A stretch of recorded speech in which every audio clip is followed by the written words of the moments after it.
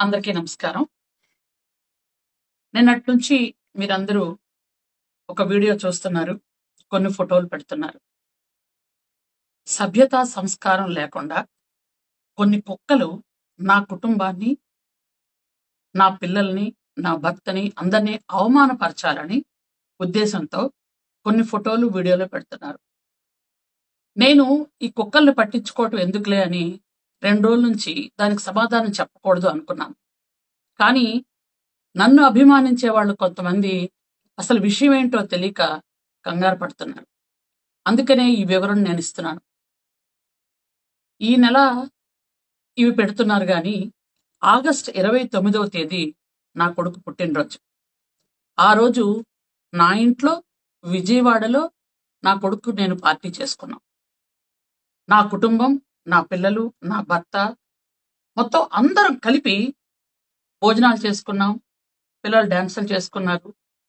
29వ తేదీ ఆగస్టు విజయవాడ నా ఇంట్లో జరిగింది అది. తర్వాత 31వ తేదీన మేము తిరుపతి కొండ నడుచుకుంటూ ఎక్కాం.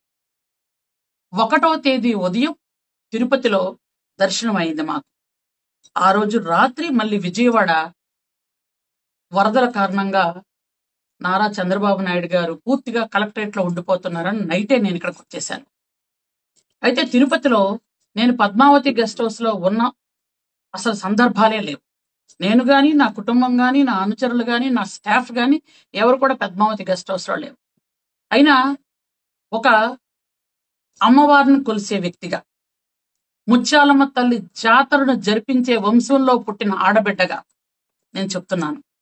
తిరుపతిలో అలాంటి పిచ్చి పనులు, పనికిమాలిన పనులు ఎవరు చేస్తారో మీ అందరికీ తెలుసు. నిజంగా అట్లాంటి పనులు చేసినా, ఆ దేవుణ్ణి అవమానించినా ఇంతకు పూర్వం ఏమైపోయారో మీ అందరికీ తెలుసు.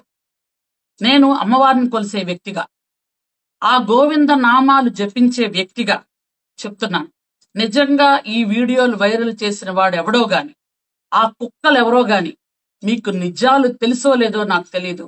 భగవంతుడు మాత్రం మీకు చూపిస్తాడు.